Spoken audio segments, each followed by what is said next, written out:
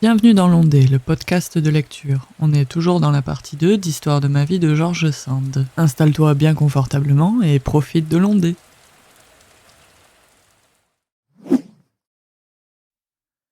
Ici se terminent les lettres de mon père à sa mère. Sans doute il lui en écrivit beaucoup d'autres, durant les 4 années qu'il vécut encore, et qui amenèrent de fréquentes séparations à la reprise de la guerre. Mais la suite de leur correspondance a disparu. J'ignore pourquoi et comment. Je ne puis donc consulter pour la suite de l'histoire de mon père que ses états de service, quelques lettres écrites à sa femme et les vagues souvenirs de mon enfance. Ma grand-mère se rendit à Paris, dans le courant de Ventose, avec l'intention de faire rompre le mariage de son fils, espérant même qu'il y consentirait, car jamais elle ne l'avait vu résister à ses larmes. Elle arriva d'abord à Paris à son insu, ne lui ayant pas fixé le jour de son départ et ne l'avertissant pas de son arrivée, comme elle en avait l'habitude. Elle commença par aller trouver M. Desèze, qu'elle consulta sur la validité du mariage. M. Desèze trouva l'affaire neuve, comme la législation qui l'avait rendue possible. Il appela 2 autres avocats célèbres, et le résultat de la consultation fut qu'il y avait matière à procès, parce qu'il y a toujours matière à procès dans toutes les affaires de ce monde, mais que le mariage avait 9 chances contre 10 d'être validé par les tribunaux, que mon acte de naissance me constituait légitime et qu'en supposant la rupture du mariage, l'intention comme le devoir de mon père serait infailliblement de remplir les formalités voulues et de contracter de nouveaux mariages avec la mère de l'enfant qu'il avait voulu légitimer. Ma grand-mère n'avait peut-être jamais eu l'intention formelle de plaider contre son fils. En eût-elle conçu le projet, elle n'en aurait certes pas eu le courage. Elle fut probablement soulagée de la moitié de sa douleur en renonçant à ses velléités hostiles, car on double son propre mal en tenant rigueur à ce qu'on aime. Elle voulut cependant passer encore quelques jours sans voir son fils, sans doute afin d'épuiser les résistances de son propre esprit et de prendre de nouvelles informations sur sa belle-fille. Mais mon père découvrit que sa mère était à Paris. Il comprit qu'elle savait tout et me chargea de plaider sa cause. Il me prit dans ses bras, monta dans un fiacre, s'arrêta à la porte de la maison où ma grand-mère était descendue, gagna en peu de mots les bonnes grâces de la portière et me confia à cette femme, qui s'acquitta de la commission ainsi qu'il suit. Elle monta à l'appartement de ma bonne maman et, sous le premier prétexte venu, demanda à lui parler. Induite en sa présence, elle lui parla de je ne sais quoi, et tout en causant, elle s'interrompit pour lui dire « Voyez donc, madame, la jolie petite fille dont je suis la grand-mère. Sa nourrice me l'a apportée aujourd'hui, et j'en suis si heureuse que je ne peux pas m'en séparer un instant. » « Oui, elle est très fraîche et très forte, dit ma grand-mère, en cherchant sa bonbonnière. Et tout aussitôt, la bonne femme, qui jouait fort bien son rôle, me déposa sur les genoux de la bonne maman, qui m'offrit des friandises, et commença à me regarder avec une sorte d'étonnement et d'émotion. Tout à coup, elle me repoussa en s'écriant « Vous me trompez, cette enfant n'est pas à vous, ce n'est pas à vous qu'elle ressemble. Je sais ce que c'est. » Effrayé du mouvement qui me chassait du sein maternel, il paraît que je me mis non à crier, mais à pleurer de vraies larmes qui firent beaucoup d'effet. « Viens, mon pauvre cher amour, dit la portière en me reprenant. On ne veut pas de toi, allons-nous-en. » Ma pauvre bonne maman fut vaincue. « Rendez-la-moi, dit-elle. Pauvre enfant, tout cela n'est pas sa faute, et qui a apporté cette petite ? Monsieur votre fils lui-même, madame. Il attend en bas, je vais lui reporter sa fille. Pardonnez-moi si je vous ai offensé, je ne savais rien, je ne sais rien, moi, j'ai cru vous faire plaisir, vous faire une belle surprise. » « Allez, ma chère, je ne vous en veux pas, dit ma grand-mère. Allez chercher mon fils et laissez-moi l'enfant. » Mon père monta les escaliers 4 à 4. Il me trouva sur les genoux, contre le sein de ma bonne maman, qui pleurait en s'efforçant de me faire rire. On ne m'a pas raconté ce qui se passa entre eux et, comme je n'avais que 8 ou 9 mois, il est probable que je n'en tins pas note. Il est probable aussi qu'ils pleurèrent ensemble, et s'aimèrent d'autant plus. Ma mère, qui m'a raconté cette première aventure de ma vie, m'a dit que lorsque mon père me ramena auprès d'elle, j'avais dans les mains une belle bague avec un gros rubis, que ma bonne maman avait détaché de son doigt en me chargeant de la mettre à celui de ma mère. ce que mon père me fit observer religieusement. Quelque temps se passèrent encore, cependant, avant que ma grand-mère consentît à voir sa belle-fille. Mais déjà le bruit se répandait que son fils avait fait un mariage disproportionné, et le refus qu'elle faisait de la recevoir devait nécessairement amener des inductions fâcheuses contre ma mère, contre mon père par conséquent. Ma bonne maman fut effrayée du tort que sa répugnance pouvait faire à son fils. Elle reçut la tremblante Sophie, qui la désarma par sa soumission naïve et ses tendres caresses. Le mariage religieux fut célébré sous les yeux de ma grand-mère, après quoi un repas de famille scella officiellement l'adoption de ma mère et la mienne. Je dirai plus tard, en consultant mes propres souvenirs, qui ne peuvent me tromper, l'impression que ces deux femmes si différentes d'habitudes et d'opinions produisaient l'une sur l'autre. Il me suffira de dire, quant à présent, que, de part et d'autre, les procédés furent excellents, que les doux noms de mères et de filles furent échangés, et que si le mariage de mon père fut un petit scandale entre les personnes d'un entourage intime assez restreint, le monde que mon père fréquentait ne s'en occupa nullement, et accueillit ma mère sans lui demander compte de ses aïeux ou de sa fortune. Mais elle n'aima jamais le monde et ne fut présentée à la cour de Murat que contraintes et forcées, pour ainsi dire, par les fonctions que mon père remplit plus tard auprès de ce prince. Ma mère ne se sentit jamais ni humiliée, ni honorée de se trouver avec des gens qui eussent pu se croire au-dessus d'elle. Elle raillait finement l'orgueil des sots, la vanité des parvenus, et, se sentant peuple jusqu'au bout des ongles, elle se croyait plus noble que tous les patriciens et les aristocrates de la terre.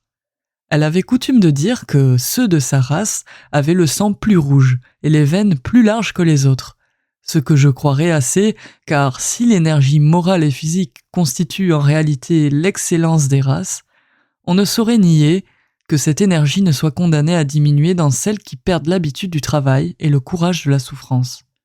Cet aphorisme ne serait certainement pas sans exception, et l'on peut ajouter que l'excès du travail et de la souffrance énerve l'organisation tout aussi bien que l'excès de la mollesse et de l'oisiveté.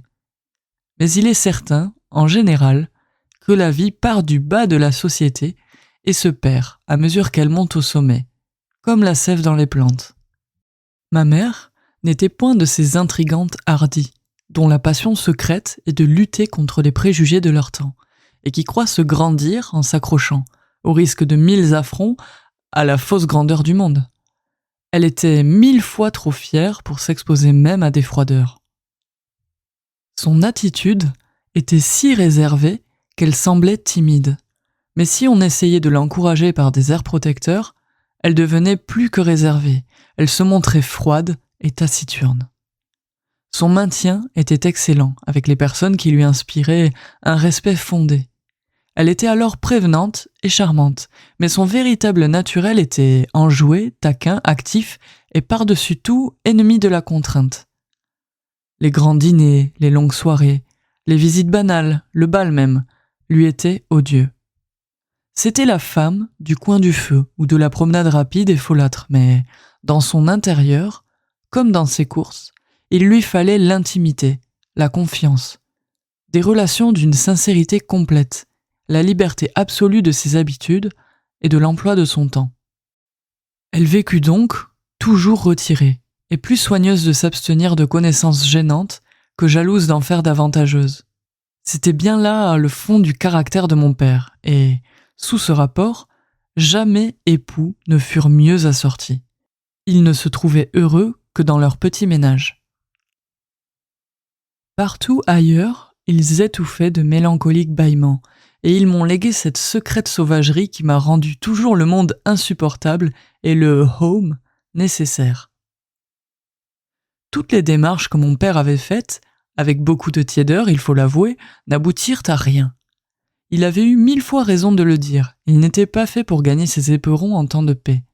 Et les campagnes d'antichambre ne lui réussissaient pas. La guerre seule pouvait le faire sortir de l'impasse de l'état-major. Il retourna au camp de Montreuil avec Dupont. Ma mère lui suivit au printemps de 1805 et y passa 2 ou 3 mois au plus, durant lesquels ma tante Lucie prit soin de ma sœur et de moi. Cette sœur, dont j'aurai à parler plus tard et dont j'ai déjà signalé l'existence, n'était pas fille de mon père. Elle avait 5 ou 6 ans de plus que moi et s'appelait Caroline. Ma bonne petite tante Lucie avait, je l'ai dit, épousé Monsieur Maréchal, officier retraité, dans le même temps que ma mère épousait mon père. Une fille était née de leur union 5 ou 6 mois après ma naissance. C'est ma chère cousine Clotilde, la meilleure amie peut-être que j'ai jamais eue.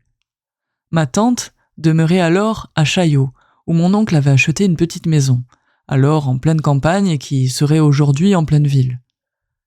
Elle louait pour nous promener l'âne d'un jardinier du voisinage. On nous mettait sur du foin dans les paniers destinés à porter les fruits et les légumes au marché, Caroline dans l'un, Clotilde et moi dans l'autre. Il paraît que nous goûtions fort cette façon d'aller. Pendant ce temps-là, l'empereur Napoléon, occupé d'autres soins et s'amusant à d'autres chevauchées, s'en allait en Italie mettre sur sa tête la couronne de fer. L'Angleterre, l'Autriche et la Russie résolurent d'y toucher, et l'empereur leur tint parole. Au moment où l'armée réunie au rivage de la Manche attendait avec impatience le silence d'une descente en Angleterre, l'empereur, voyant sa fortune trahie sur les mers, changea tous ses plans dans une nuit, une de ces nuits d'inspiration où la fièvre se faisait froide dans ses veines, et le découragement d'une entreprise tout-puissant pour une entreprise nouvelle dans son esprit. J'ai cru pouvoir mettre sous les yeux du lecteur une très rapide analyse des événements de la guerre et de l'histoire, puisque là seulement je pouvais suivre mon père, à défaut de l'être plus suivi et plus détaillé. Je n'abuserai pas plus longtemps de ce moyen de combler les lacunes qui se rencontrent dans sa vie. Et d'ailleurs, cette vie si pure et si généreuse touche à sa fin. Je n'aurai plus de lui qu'une affreuse catastrophe à raconter. Désormais, je vais être guidé par mes propres souvenirs. Et comme je n'ai pas la prétention d'écrire l'histoire de mon temps en dehors de la mienne propre, je ne dirai de la campagne d'Espagne que ce que j'en ai vu par mes yeux, à une époque où les objets extérieurs, étranges et incompréhensibles pour moi, commençaient à me frapper comme des tableaux mystérieux. On me permettra de rétrograder un peu et de prendre ma vie au moment où je commence à la sentir.